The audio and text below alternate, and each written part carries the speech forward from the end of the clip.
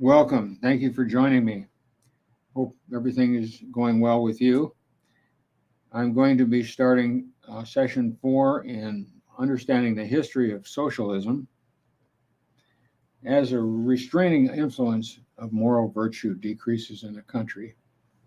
The methods of voter fraud increase, losing ballots, voting multiple times, as we've seen, mail-in ballots lost, altered, or added to, delay in counting military ballots, same-day registration fraud, inaccurate ballot preparation, allowing non-citizens to vote, refusal to purge voter rolls and those who died or moved on, orchestrated computer glitches, rigging of electronic voting machines, hacking into state election systems by the Department of Homeland Security, or blame on foreign interference. False polling data published prior to an election prepares voters to accept fraudulent election results. If by chance the voter fraud is discovered, politicians promise to investigate, and in the course of investigation, they have opportunity to destroy any evidence which would convict them. If public pressure mounts, excuses are made that the fraud was unintentional, unauthorized, or a result of ineptness. Ultimately, a low-level scapegoat is blamed, allowing the politicians to stay in office. Another concern is that one party's push for a universal mail-in voting, millions of new ballots could overload the postal system, causing counting of them to drag on for weeks, especially if there are demands for recounts and legal challenges. What happens if the counting is not done by noon on January 20th, when the 20th Amendment requires the president and the vice president to vacate office? According to the interpretations of Presidential Succession Acts of 1792 and the Constitution, Article 2, the Speaker of the House would become the acting president. Since potential for corruption lies in human heart, the remedy is to exercise external vigilance.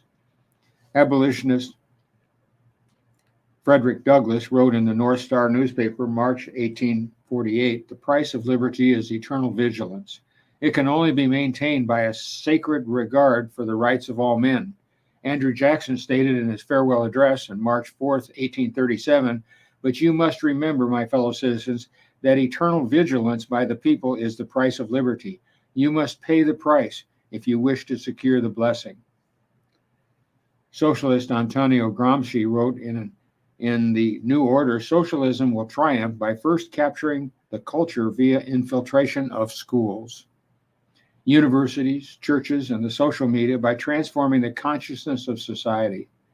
Plato explained that in the perfect society, the governing class would not only dictate what is acceptable behavior, but also determine each child's skills and abilities and assign them their work for life. Just like the computer terminology, there's hardware and software. A child's body and brain is hardware, but the ideology they are taught is the software, which gives them their identity and purpose. Just as the Bible, in one aspect, is like a behavioral software program, i.e., love your neighbor as yourself, love your enemies, so atheistic socialism is like software virus. The battle for the future is over who gets to load the software on the next generation's brains. Malware, viruses, and corrupted files loaded on a child's brains produce narcissistic, selfish behavior. Students must abandon their parents' morals and adopt ever-evolving government-dictated beliefs. Yale President Timothy Dwight warned that Voltaire's atheistic agenda included controlling the education of youth, books replete with infidelity, irreligion, immorality, and obscenity. William T. Harris, U.S. Commissioner of Education in 1889, drawing from socialist philosophies Hegel, Kant, Froebel, and others, he said, "Our schools have been scientifically designed to prevent overeducation from happening. The average American should be content with their humble role in life. They're not tempted to think about any other role." John Dewey, in the Middle Works, education which trains children to docility and obedience, to careful performance of imposed tasks because they are imposed, regardless of where they lead, is suited to an autocratic society. These are the traits needed in a state where there is one head to plan and care for the lives and institutions of the people. Marx stated, the education of all children from the moment they can get along without their mother's care shall be in the state's institutions at state expense. Antonio Gramsci wrote, before puberty, the child's personality has not yet formed, and it's easier to guide its life and make it acquire specific habits of order, discipline, and work. Lenin stated, give me 4 years to teach the children, and the seed I have sown will never be uprooted. Stalin stated, education is a weapon whose effect depends on who holds it and in whose hands it is aimed, and at whom it is aimed. Communist Party education workers, Congress stated in 1918, we must create out of the younger generation a generation of communists. We must turn children who can be shaped like wax into real good communists. We must remove children from the crude influence of their families. We must take them over and speak frankly, nationalize them. From the first days of their lives, they will be under healthy influence of communist children's nurseries and schools. They will grow to be real communists. Hitler stated in November 6, 1933, when your opponent declares, I will not come over to your side, I calmly say, your child belongs to us already. What are you? You'll pass on. Your descendants, however, now stand in the new camp. In a short time, they will know nothing else but this new community. Hitler stated of the National Socialist Workers' Party, this Reich stands and is building itself up for the future upon its youth. And this new Reich will give its youth to no one, but will itself take youth and give to youth its own education and its own upbringing. Representative Albert Herlong Jr. read into the U.S. Congressional Record in January 10, 1963, a list of communist goals, which included discredit the family as an institution, emphasize the need to raise children away from the negative influence of parents, control schools, use them as transmission belts for socialism and current communist propaganda, soften curriculum, get control of teachers' associations, put party in line in textbooks, gain control of student newspapers, belittle all forms of American culture, and discourage teaching American history. J. Edgar Hoover wrote in 1954, the American home ceased to be a school of moral and spiritual education. When spiritual guidance is at the low ebb, moral principles are in a state of deterioration. Secularization advances when men forget God. In Paris, John Adams wrote, in vain are schools, academies, and universities instituted, if loose principles and licentious habits are impressed upon children in their earliest years. The vices and examples of the parents cannot be concealed from children. How is it possible that children can have any just sense of sacred obligations, of morality or religion, if from their earliest infancy their fathers are in as constant infidelity to their mothers? Dr. James Dobson addressed the national religious broadcasters in February of 2002. He said, if they can get control of the children, they can change the whole culture in one generation. There is a concerted effort to manipulate the minds of kids. A stem cell is a cell in the human being that in the very early stages of development, it is undifferentiated from others. In other words, it is not yet other kinds of tissue, but it can go in any direction depending on its environment. Do you understand that children are stem cells for our culture? Progressive utopians are criminals. They are genocidal psychopaths who have killed more human beings in the last 100 years than any other ideologies in history. They don't limit their murder just to individuals, but to entire nations.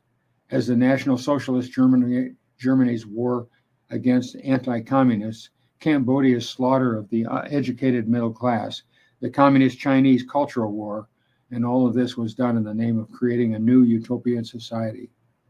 In the United States, the socialist utopians adopted a new and unique method of conquering a nation by dumbing down its people, by destroying the brainpower of millions of its citizens. The plan to dumb down America was launched in 1898 by socialist John Dewey, outlined in an essay titled The Primary Education Fetish. In it, he showed his fellow progressives how to transform America into a collectivist utopia by taking over the public schools and destroying the literacy of millions of Americans. This plan has been so successfully implemented that it is now a fact that half of American adult population are functionally illiterate. They can't read their nation's constitution or the Declaration of Independence. In fact, many of them can't read their high school diplomas. The method of achieving this was simply by changing the way children learn to read.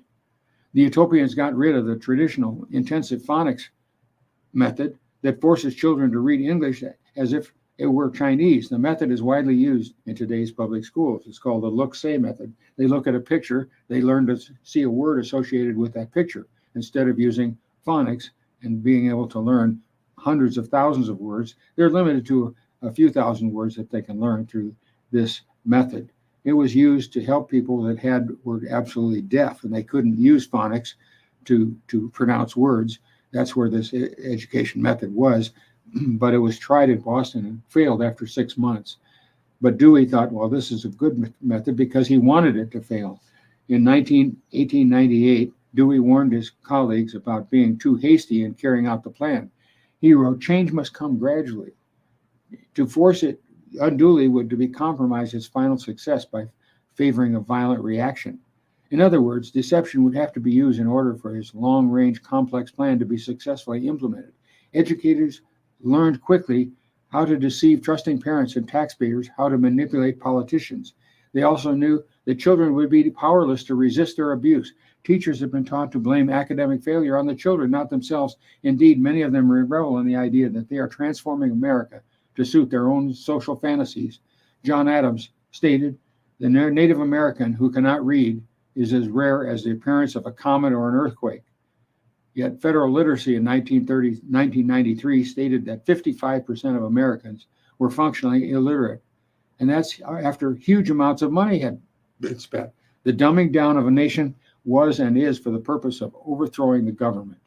It involves deliberately harming the minds of the child, pornographic sex education, even in kindergarten, promoting atheism, nihilism, evolutionism, which for many times results in addiction, suicide, homicide. Horace Mann, a socialist and humanist, went to Prussia and brought back the whole word method, which was used for deaf people because they couldn't hear the sound of phonics uses. This was a total failure. After 6 months in Boston, produced dyslexia, a permanent reading disability, brain damage in healthy children. Rudolf Fetish found that teaching of reading all over the United States, in all schools, in all the textbooks, is totally wrong and flies in the face of all logic and common sense. Do you know that there is no remedial reading courses in Austrian schools, in German schools, in France, in Italy, in Norway, in Spain, or any other place in the world except in the United States? Did you know that there's no such thing as remedial reading in the United States until we switched to this present reading method around 1925? When progressives took over American education at the beginning of the 1900s, their goal was to use schools as a means of changing America from a capitalist, individualist, believing nation into a socialist, collectivist, atheistic, humanistic nation. A November 1987 article in the Reading Teacher described the socialist purpose behind whole language. Whole language views the learner as profoundly social. Thus, practice congruent with whole language includes participating in a community of readers during a small group literature study, peer writing workshops, group social studies projects with built-in plans for collaborative learning. The purpose of whole language is to get rid of individualism. Reading is not a whole language item.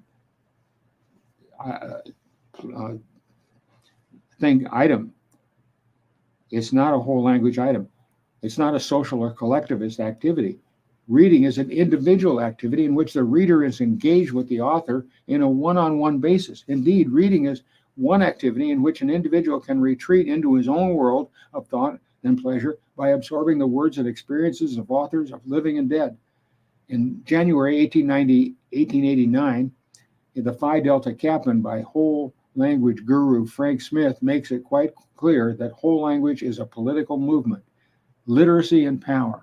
Literacy can do more than transform, though it can transform the world. Literacy can raise social consciousness and provide a means for the expression and fulfillment of consciousness. When children gain mastery over the alphabetical system, they acquire tremendous intellectual power. But that's not what the utopians want. Dewey's socialism was so extreme that he even denied an individual ownership of his own mind. Charlotte Iserby, who passed away recently, was in the Department of Education under Ronald Reagan. She got there by some fluke. She didn't have the qualifications, but she was brilliant, and she saw what was going on in the Department of Education. It was really a communist institution. If you could control the Department of Education, you could control what the students would learn. And so by 12th grade, American children are math and science dunces by international standards. We just need to see the government schools not as they claim to be, but not as they claim to be, or as they once were, but as they are now, irreformable. A survey published in 2001 by the Colonel Williamsburg Foundation found that a quarter of teenagers had no idea that the American states fought each other in the Civil War, or that 13 original colonies declared independence from England, and 10% couldn't identify the first president of the United States. 1/3 didn't know who Abraham Lincoln was, did not know that the Mississippi flowed down to the Gulf of Mexico, or whom the U.S. fought in World War II. The curricula, the institution, rules, staff, and many teachers in public schools are hostile to Christianity. Teachers and administrators are frequently dismissed or disciplined when they express their Christian faith. Even if public schools accommodated Christian symbols and rituals, they would still be unfit for the Christian children, because legal necessity commits the schools to a non-Christian worldview.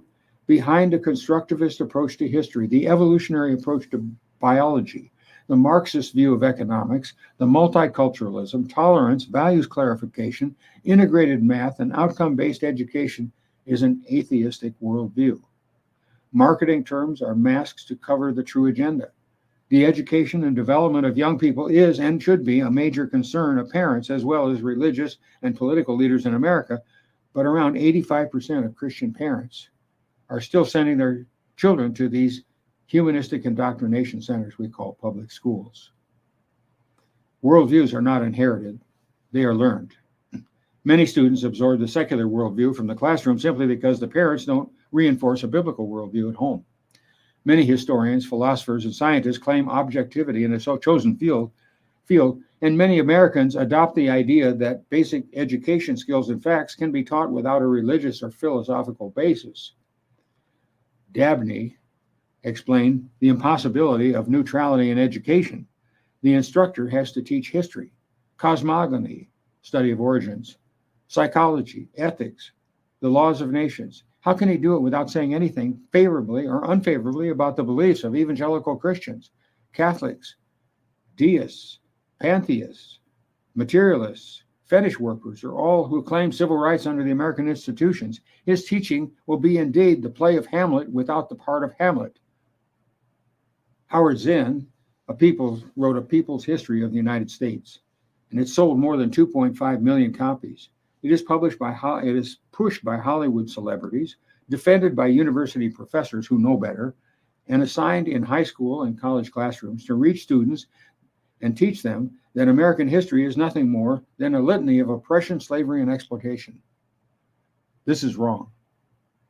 In debunking Howard Zinn, Mary Grieber shows how Columbus was not a genocidal maniac and was in fact a defender of the Indians, why the American Indians were not feminist, communist, sexual revolutionaries ahead of their times, how the United States was founded to protect liberty, not white males' ill-gotten wealth, why Americans of the greatest generation were not equivalent Nazi war criminals, how the Viet Cong were not well-meaning community leaders advocating for local self-rule, why the Black Panthers were not civil rights leaders. Zinn used dishonest rhetorical tricks such as reliance on partisan history, explicit rejection of historical balance, selective quoting of sources to make them say the exact opposite of what the authors intended. Pulitzer Prize-winning historian Arthur Schlesinger wrote in an op-ed titled Folly's Antidote in New York Times, January 1st, 2007, history is to the nation as memory is to the individual. As persons deprived of memory become disoriented and lost, not knowing where they've been, where they're going, so a nation denied a concept of their past will be disabled in dealing with its present or its future. The longer you look back, said Winston Churchill, the further you can look forward. I believe consciousness of history is a moral necessity for a nation. John F. Kennedy wrote an introduction to the American Heritage, New Illustrated History of the United States. History, after all, is the memory of a nation. Just as the memory enables an individual to learn, to choose goals, to stick to them, to avoid making the same mistake twice, in short, to grow, so history is the means by which a nation establishes its sense of identity and purpose. If history is a nation's memory, then America has national Alzheimer's. Pulitzer Prize winning Carl Sandburg wrote, "When a nation goes down or a society perishes, one condition may always be found: they forgot where they came from." Harvard professor George Santayana wrote in Reason in Common Sense, "Those who cannot remember the past are condemned to repeat it." Lord Acton wrote in 1877, "The story of the future is written in the past." Patrick Henry stated in 1775, "I know of no way of judging the future but by the past." Will and Ariel Durant wrote in The Story of Civilization, 1967, "History is the excellent teacher with few pupils." The Durants wrote in Lessons in History, "Civilization is not inherited. It has to be learned and earned by each generation anew. If the transmission should be interrupted, civilization would die, and we should be savages again." Reagan warned in Phoenix Chamber of Commerce, 1961, "Freedom is never more than one generation away from extinction. We didn't pass it to our children in our bloodstream. The only way it can inherit freedom is we know it is the freedom we have known is if we fight to protect it, to defend it, to hand it to them with the well-thought lessons of how they, in their lifetime, must do the same. And if you and I don't do this, then you and I may well spend our sunset years telling our children and our children's children what it was like to live in America when men were free." Terry Mortensen, writing in his book, Searching for Adam, said, "How did we get to the place where the evangelical churches are losing 70% of their young people when they graduate from high school? Why is America on the verge of national suicide?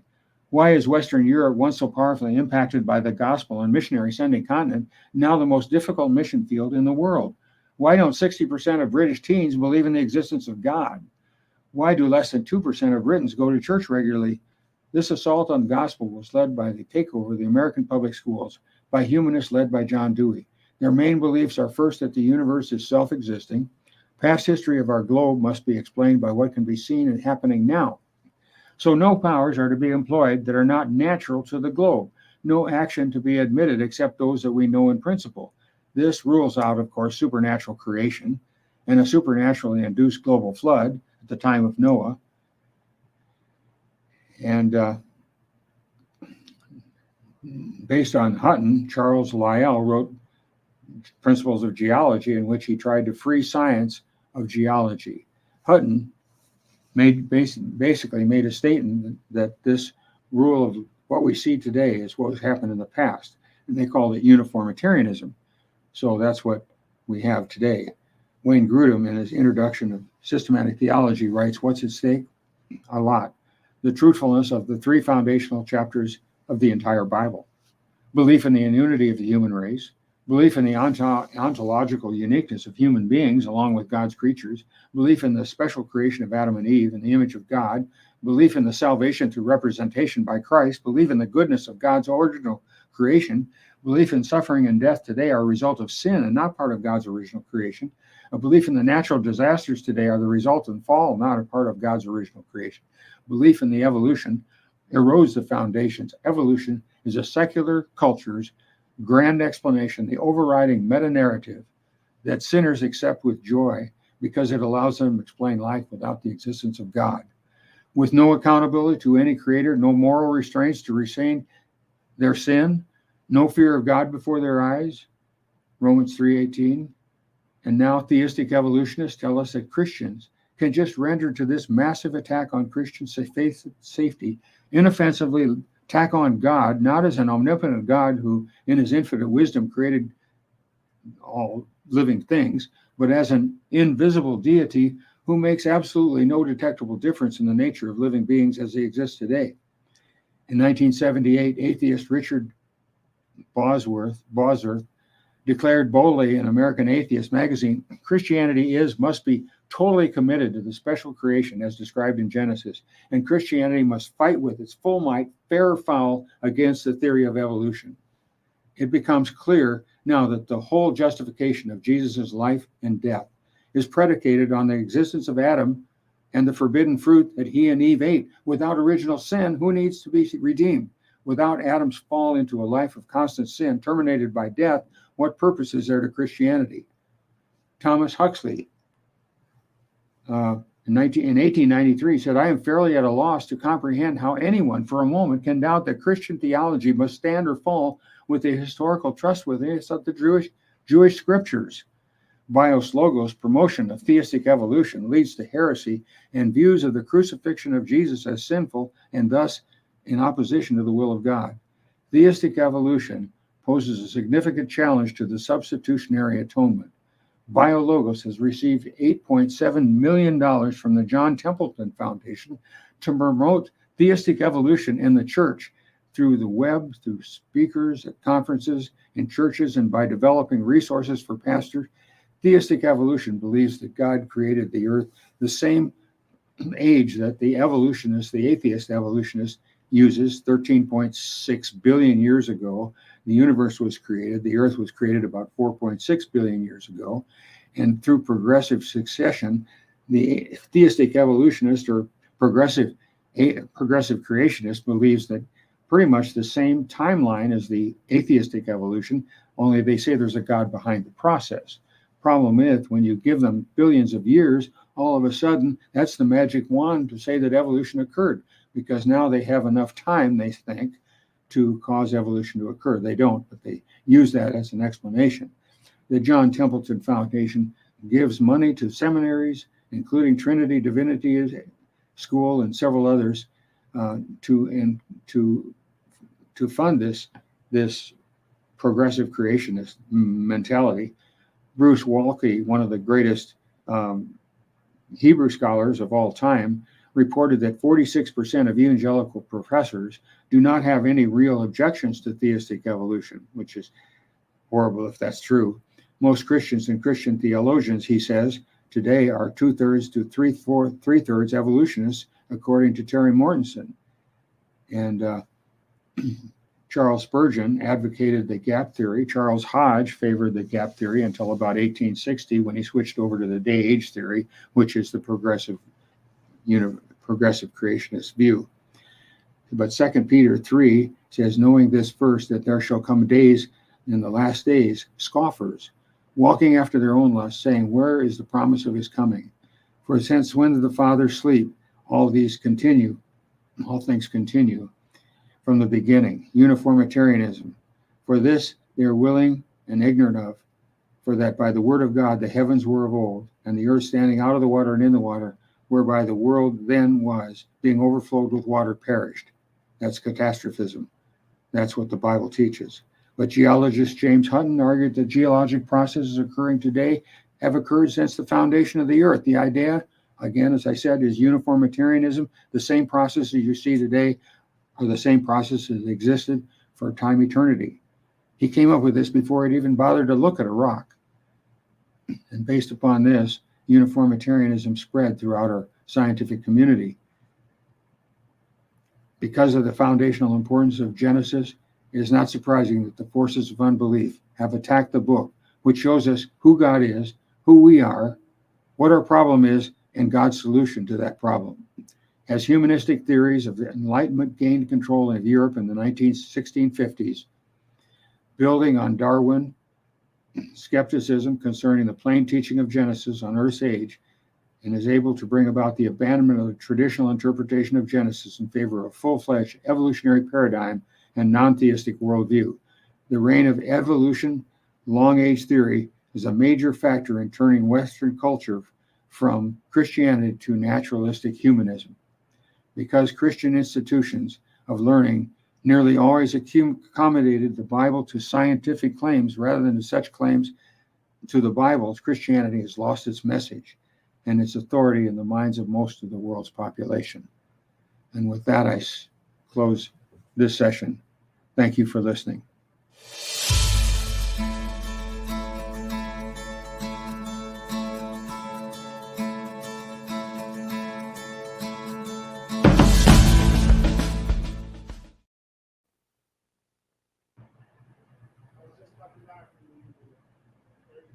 I could see it. That really wasn't my end for this session, but I'll have to start it. I'll start where I'm left off.